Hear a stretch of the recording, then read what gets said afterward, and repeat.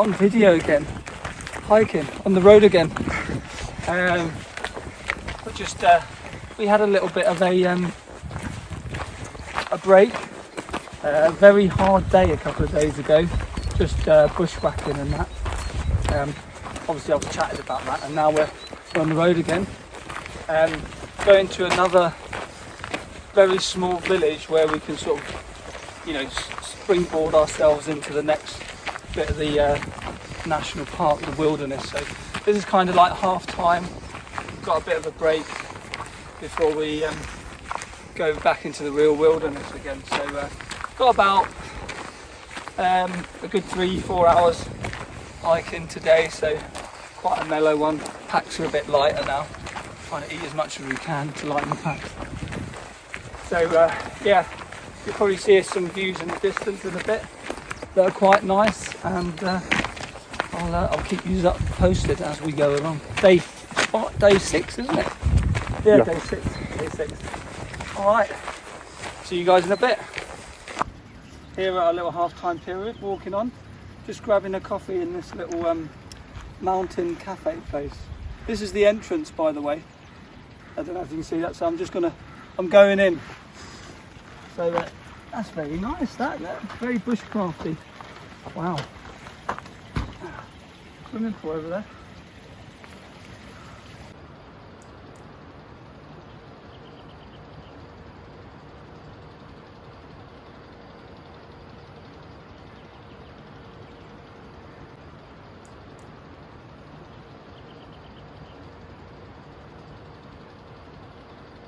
So we've hiked for a little bit, done a bit of bushwhacking again. It's Day 6. Just another little don't do this at home little video here. This is an old watch post. We've kind of illegally crossed the border again. So yeah, but it's an adventure in it, so happy trails.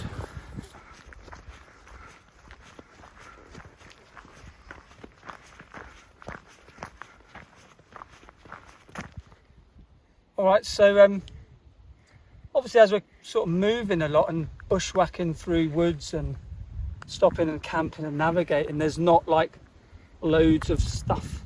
I'd love to show much more from the environment around me, but there is tons of plants here that if anyone from home has done any bit of foraging, been on any of the foraging courses, there's loads of stuff that you'll recognise.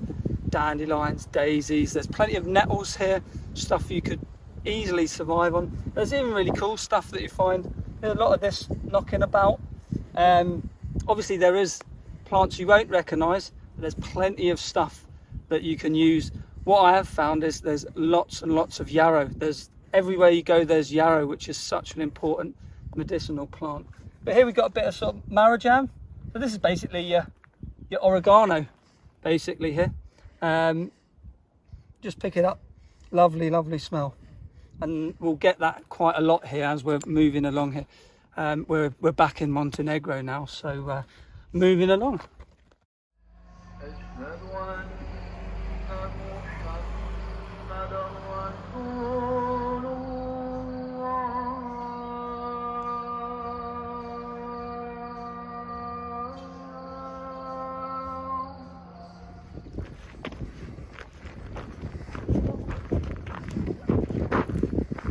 So 18th today, we've got still until the 22nd, 23rd.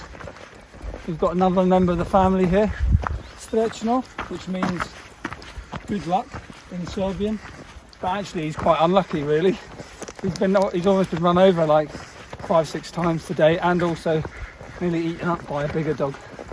But yeah, a bit of a banana job really. But apparently he's with us now, so that's life, isn't it?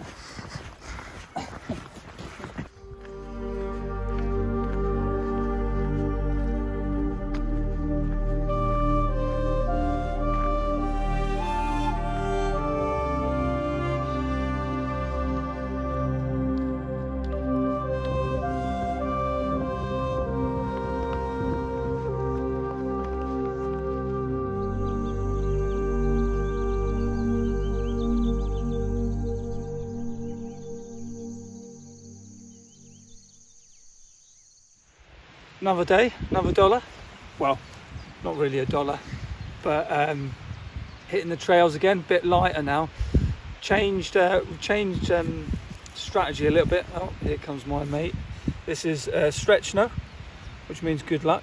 He's part of the team apparently now, so there you have it. So we've got a camp now. What we've done is we built a little base camp, and what we're going to do is we're leaving stuff there and we're hiking up higher so that we're a bit more like agile now. So we'll be spending about 2-3 days doing little sort of fan hikes up these mountains. So we might be going up to Zolata, which is like the highest peak in the Balkans. You won't let me film, will he? So yeah, so the camp, you can see the camp behind us. We've got a nice little river there, good to go, and we're going to be staying there for the next 3-4 days and just doing different hikes up to higher levels going into the mountains. So we've got like a woodland base here where you can sort of keep sheltered and warm. So this is sort of like the second half of the wilderness, so a bit of a change of strategy to make our life easier, because obviously as we go along we're sort of getting a little bit better at what we do and getting to know the terrain a bit more. Right guys, so sort of navigationally, obviously we've come from Albania. This is the Albanian border is the big pink line on this map, right, which is to the west of us now, so it carries on there. But we're currently sitting just over here in this little area there. So we're back sort of in the wild areas. So we're going to sort of contour around and then hit this trail, and then we're moving up here today, and we're going to try and see what's going on up here. Might be a bit of snow, but that's the highest peak. That's right on the Albanian border again, and then come back this evening and then see what we'll do tonight. All right, so that's where we're at the moment, right there in that little corner there.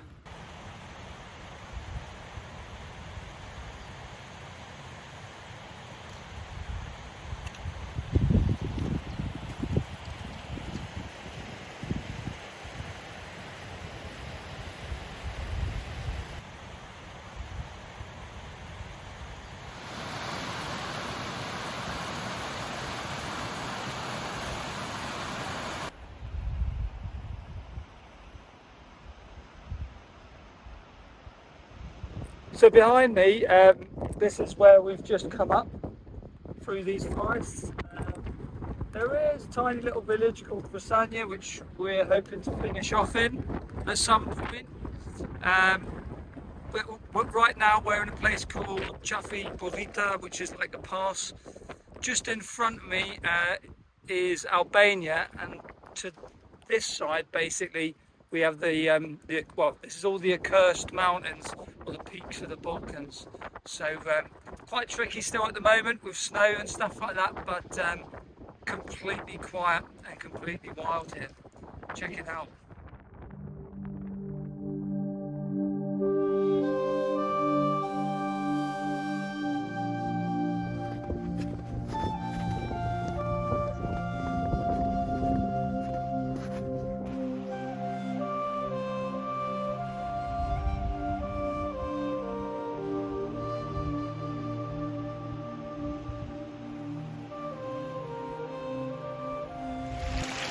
So a bit of wildlife footage again, hopefully. That's nice, because we don't get that much.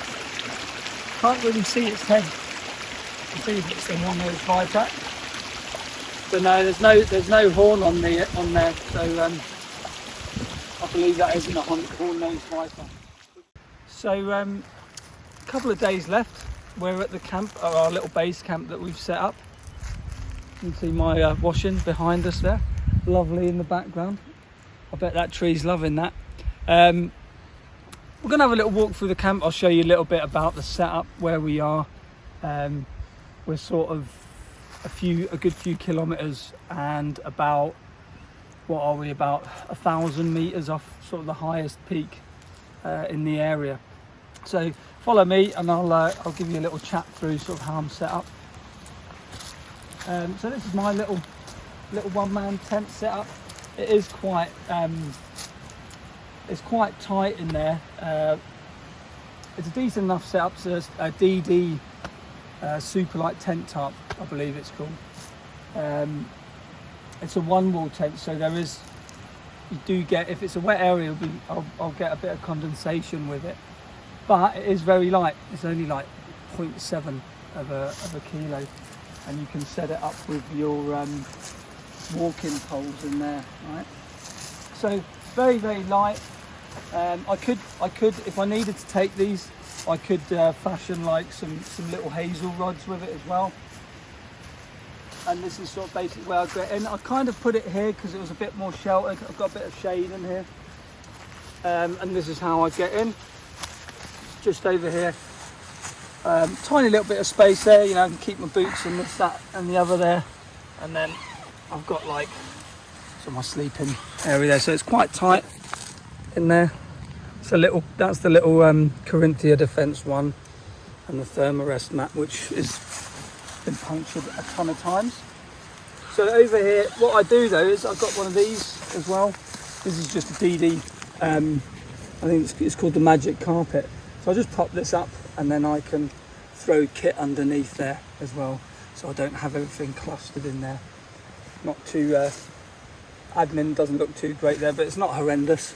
So in the, so I've got a few bits of kit knocking about. I just put my jacket and clothes and that just hung up. It's all like dry bags as well. In case everyone was wondering, we would usually have like, so like obviously in the States and whatever, you have like the bear triangle to hang your food like 100 yards away, and then your fire cooking area 100 yards away. But over here, we're just hanging it. It's closer by, but predominantly here, there's not really a massive threat, or barely any threat basically. Nothing we would worry about. We haven't seen any sign, no scat, nothing at all from bear. We did have a lot of snakes yesterday. We had 3 snakes. We had one horn-nosed viper, which I think was a younger one, so they can get up to like 60, they're about 60 centimetres. If it was really massive, it'd be about 90 centimetres. And then we had a few sort of common vipers, I believe. I'll check on that. So here we've got our little fire set up. That's Dave's little chair. Obviously everyone knows, who's seen any of my videos, seen the little Bushcraft chair. When it gets condensated at night, it's quite good. I can just flip that. Actually the top just swings round and I pull that through, and then I get the dry side. Little cooking crane, and just some little utensil hangers there just to try and keep it tidy. Might build a little table later on today just to sit pots and stuff on food. Because now we've got a dog now, so we've got a dog somewhere, so he just like chews and bites things, which is why I had to make that one higher. We'll have a look over here.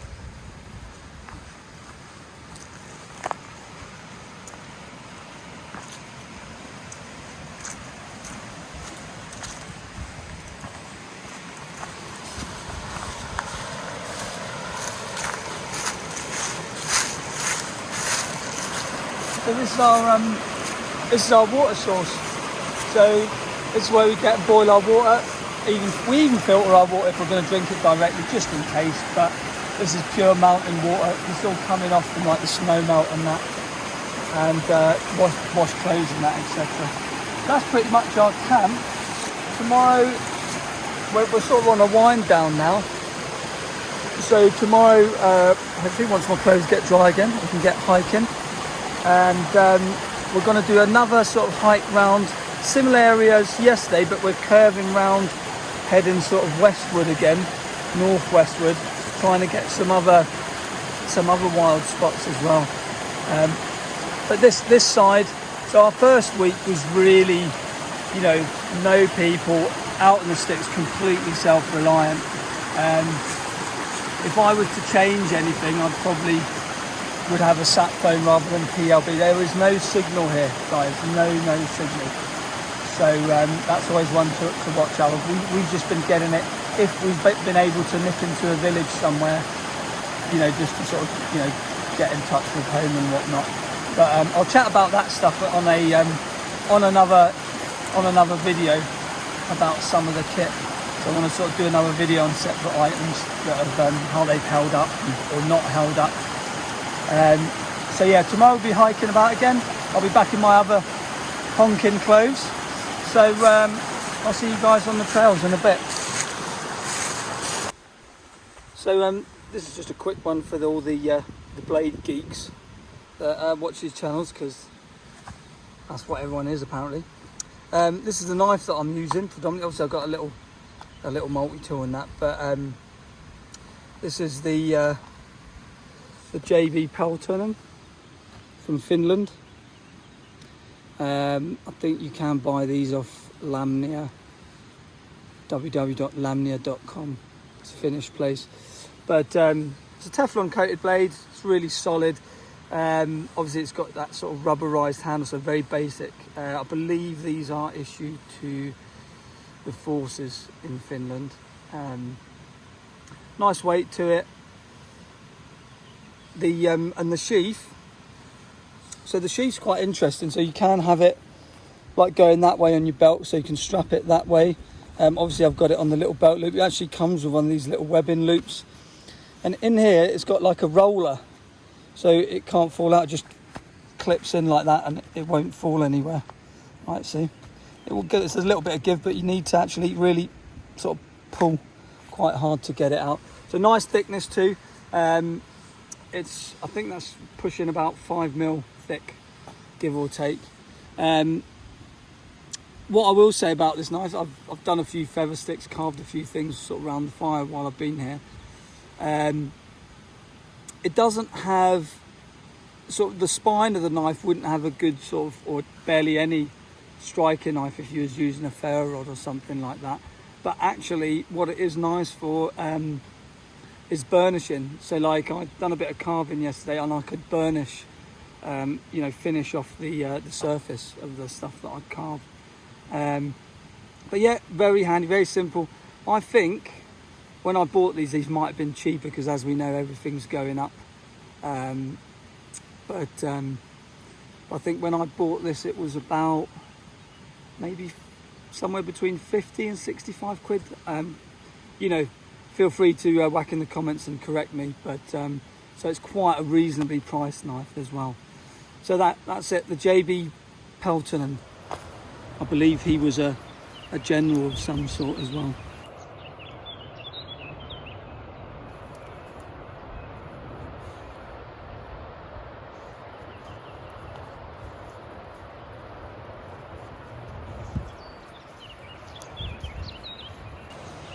So this is actually a little hatchet I took with me. It's a Rosselli, again Finnish. For some reason I've gone with Finnish this time. Basically I was going to take a Tereva Skrama, which is the 240, which is the longest one, which is basically a big knife that doubles up as a bit of a machete, sort of survival knife, what have you. And then I sort of checked these two weight wise, it was very similar. So I thought, because we were going to be in certain forests, a hatchet might be a little bit handier. Turns out I was probably wrong. So there you go. The first week, because it was such a challenging week getting through, we had to go through some really dense woodland, no trails, you know, in the middle of the it's called the Proglehie National Park. So it's the wildest place in this region. So hacking, you know, you can't really hack through that. So the Skrama would have been a better option for that job. However, this has been really good, sort of generally around the camp, and for doing something like this, I always recommend to have some sort of chopping tool, folding saw and a knife. But you can see it's not very big, so it packs away quite nicely. It's probably just a touch bigger than, say, like a trekking axe. A trekking axe can be up to about there almost. They're very, very small. So at least with this one, you've got a bit of oomph if you need it. Obviously, the head is quite interesting, as you can see there. But that's quite nice. You can really sort of get into it there for carving with a nice beard at the bottom. The only thing I'd say is, so I predominantly use a wood tools axe which is a hatchet really, but they call it the axe. It's a carpentry axe. It's very nice and thin, so you can really sort of get quite intricate work. And as you can see, it's a very thick head. But again, that's quite good to have that weight on that side as well sometimes if you are splitting and stuff. But apart from that, I've got no complaints really. It's held up well. It's actually got a little sort of hammer head on there as well, so you could obviously use that. I don't like to hammer metal on metal. The top has just the basic wedge in there as well, but then again, probably quite easy to change your handle if you're out in the woods. Price wise, I think runs about 70, maybe 8. Again, it's from Finland, so there's shipping. Because the shipping's so good with the company Lamnia, I think they ship UPS, so they're actually quicker sometimes than other UK companies from Finland, believe it or not. You pay that bit extra. Sheath, as you can see, there's a little leather sheath comes with it as well, so it's just a buckle sheath like that,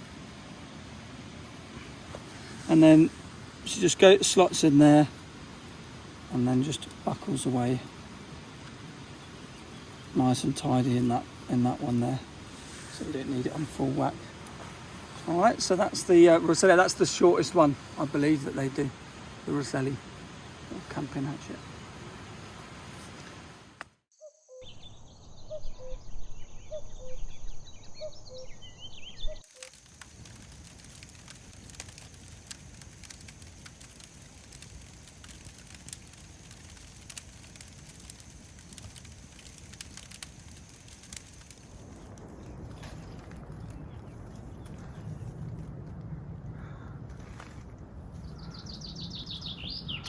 This is our last day. We thought we would catch a mountain called Chemena, I think, just 2,000, about 800 meters from the camp.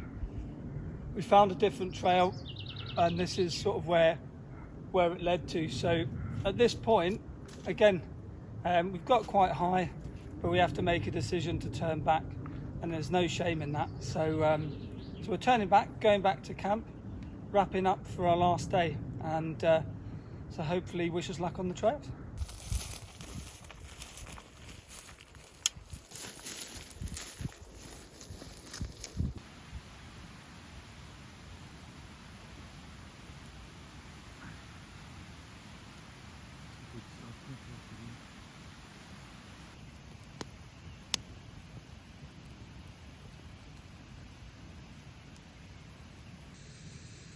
That's a little scorpion there.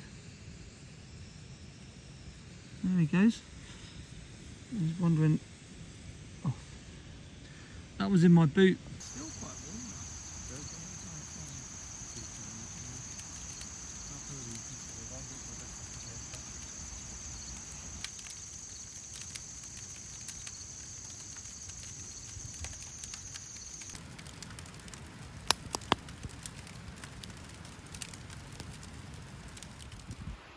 Right, so bit of a wrap today. It's the last day at our sort of base camp. Just trying to sort of gather some last insightful moments, I suppose. It has been epic. It has definitely been epic. Last night, had a little scorpion in my boot. That was which was nice. So that should be seen. But yesterday we done a little hike, and the plan was to use an old trail which basically ended up not becoming a trail, and then I just called it to turn around before it got to a point where you'd struggle to get down or not be able to get down, because obviously we don't have a sort of backup rope to be able to like abseil or just get belayed down, which is something I might bring in the future. And that brings me on to the terrain sort of here, because obviously the project of Europe's last wilderness, and this is sort of the start of it, is just to explore these very remote places that are still fairly close or accessible to us, which is kind of contradictory. It's remote but it's accessible. But obviously at home we're always quite spoilt navigationally, especially with maps and that. And here what we've learned is, because of the terrain, you literally can't really go off trails. You can go off trails maybe to sort of pitch up a camp if you find something close by, or little rivers, but it gets so inhospitable very quick, and steep ground that you get straight into a bit of bother quite quick, and it's something that you could, at home in the UK anyway, or in Ireland, all that sort of stuff is very easy to deal with. Our terrain is very well mapped. We're a bit spoilt with our maps. I do get good maps from all my expeditions from a place called the Map Shop. I can whack that in the comments. Whatever, they do have maps from all around the world. Stanford's as well too. Sometimes in London they have decent maps. But I suppose that that's where the issue was lying, and sort of where terrain might have looked quite passable here, on where we would have referred to that at home on a map. Here it could have got really dense and quite even steep to a certain extent, whereas contour lines on maps at home would have been a lot better. But I've had that before in other countries. It's just the sort of way of things when you're in completely new environments, and the point is, it's good to get out of your comfort zone. Most of us, and on YouTube especially, we just sit in our comfort zones at home, close to home, doing stuff for our channels. So and this is the point, my kit's been absolutely hammered to the point of breaking point, boots, clothing, shelters and whatnot. Few little things that I'd probably, like I said, there's maybe a few other little tweaks I would make the next time on my kit. Not that things perform badly, but I think you can always improve, and you're probably always tweaking your kit anyway. But probably instead of a hatchet, I would have bought like the my scrama, or some form of a longer or machete just to get through some of the brush that we had to get through. I'm not talking it was like the jungles of Panama or the Amazon dense, but it did get quite dense for us a lot of time, and it would have just been quite handy for something along those lines. What else? The sat phone, I think I already covered. Sat phone would have been very handy, because like there is no phone signal, and then but you can rent a sat phone. You don't have to buy a sat phone for £1,000 or whatever they are. There's plenty of companies out there that are renting them cheap deals to take abroad. So that was definitely something I would go. I had the PLB, which is a really good peace of mind. The problem with that is the PLB is just a last ditch thing. So like you take a full, so you're, a sat phone, at least you can just wing off a quick text home. Whereas we've gone days without really having any sort of signal to sort of just get a message out there, or a phone call to loved ones and whatnot. So sat phone, definitely. I've had sat phones in the past in remote areas, but again, while we was here, we thought maybe we would get away without a sat phone. But that just goes to show you how remote and wild it is here, actually. So it's a good thing discovering that, and also through a lot of my contacts here, I was told that like the local mobile smartphone network had decent coverage, and I bought like a local chip, so I had that, but that didn't work in the mountains. So basically, that went a bit pear-shaped. So always good things to learn. Other thing I would bring next time, it's probably for here. Usually when I'm going to these places, obviously from a mountain leader perspective, that's what I used to do a lot as well. You always have a rope with you anyway in the mountains, but because we're sort of hiking and then going down to little base camp areas, the idea was we're not going to be doing any scrambling and that, but unfortunately due to the terrain and things that we come across, we did end up doing a bit of scrambling. So for this part of the world, I'll definitely probably bring a rope just for safety if you need to get back down off some naughty bit of terrain. Which also brings me down to, again, I wanted to sort of film a lot of the reality of this too, but the problem with when we was here and going through some of the obstacles and the challenges, which was probably at least every day for the first week, and then we managed to sort of find a nice swing of things, which I think generally speaking that's sort of the way everything goes. You get into a sort of routine when you're out.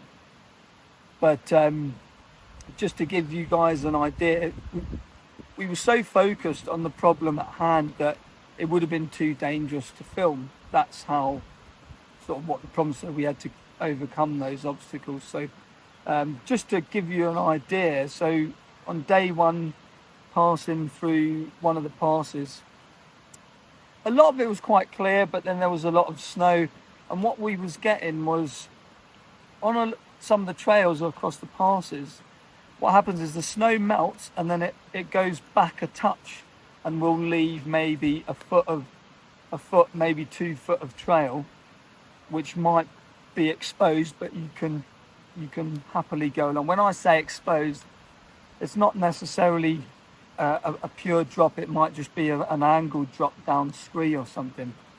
But what would happen is you could come across one that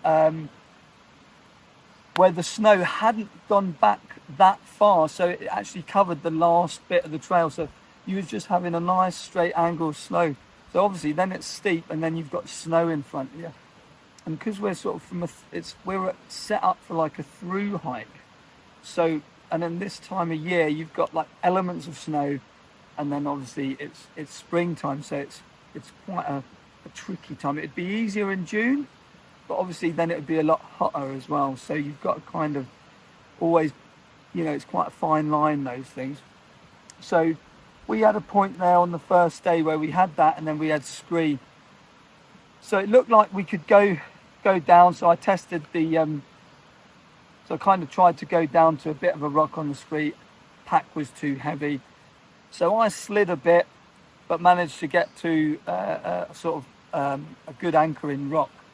And the scree was quite loose. Now, anyone who watches the channel knows, or home locally, Northern Ireland, whatever, there are places at home where we have scree and you can actually go down quite nicely. I've done it myself on Mount Erical, but this was quite sketchy. So I had to take my pack off, and I had paracord, and then had to lower it down with paracord. Then I had to sort of shimmy my way down, sort of skiing down the scree, if you like, and that is sketchy, and it was a sketchier type of scree. So those are things we couldn't film. That was the first day. Second day, we got to our second pass. Exactly the same type of obstacle, but there was sort of woodland on the way down, so we couldn't bypass it by going down that way. So we had to go up a bit, and that was very steep ground as well. And at that point, so basically the concentration levels you could never film. It's a shame to not be able to film that, because some of that stuff would have been very good, but quite frankly, we was just trying to get over it, and at that point, Dave actually did dislodge a massive rock, but it didn't go any further, thankfully. So then that was before we got to our first sort of nice woodland camp. we had a rest day after that because again we was getting battered so much. And at that point we were in a nice little valley with a few rivers. That the river was called Vushia, and that river just leads straight into Albania. That was where we made the decision that we couldn't go up further because the pass would potentially be locked, maybe more so than the passes we had already crossed. So at that point I decided we'll head east along the river Vushia.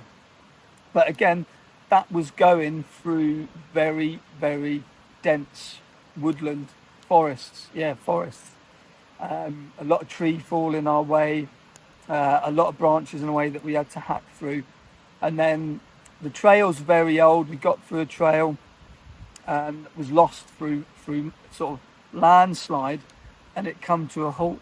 So we was stuck. So we had to again hit one of the upper rivers that was leading into the river Vushia, and then we had to go back down and then try and follow the river. But the river, where the river was quite nice to go along, eventually turned into a massive gorge with 3 waterfalls converging. So we had to go up again, up very, very steep banks, and then contour round. And then fortunately, we got to a point there where we'd said, look, if we can try going on, but the terrain's so hostile there that if we could go on, it'll just be the same, or we can keep going up, and then we would reach a peak which would bring us round again to where we were before, which was a sort of bit of a contingency plan anywhere. There were these old like partisan barracks in the mountains from the old war days here in the Balkans, and that was a good sort of starting sort of backdrop point for us that we could make our way out if we needed to. But then what actually happened was, as we went up to aim for this peak, we hit this old trail again, which we had kind of been looking for, and then we got out, and that's how we reached the Albanian border and managed to cross there. Basically, that's what brought us down into the Albanian border, and we was like, right, we'll just go into Albania, even though we weren't initially going to go into Albania. Cheeky little illegal border crossing. And those were those points that we couldn't film. Yes, it would have been great. Would have been great to see, the rucksack going down the screen, me going down the screen. But I'm sure, you get the picture. But that's it. That's us wrapping up now. We're going to break camp and finally hike back to civilization. It has been epic, absolutely epic. This is the first instalment of Europe's Last Wilderness, where we will try and do more of these in the future of certain areas. So we've got certain areas in Europe in mind that we'll go to. So a bit gutted, we've got to go, but it'd be nice to get a bit of rest, get a few bevies in. I know Dave's desperate for that. I am too. So heal the bodies. Got loads of nicks and bruises. It would have been nice to have got more wildlife, but that was sort of would have been something nice on the side. But we did get five snakes. So initially, I think what I'd seen was a whipping snake, and then we come across 2 horn-nosed vipers. Then we've come across, was it 2 or 3? I think they're common vipers, but again, stuff will be whacked on the captions, because obviously there's a few different types of snakes. So that was good. No bears, no wolves, no lynxes, unfortunately, but we definitely got some challenges in. So guys, it's been an epic journey, and hope you guys enjoy this little documentation of this little trip. So take care. Happy trails.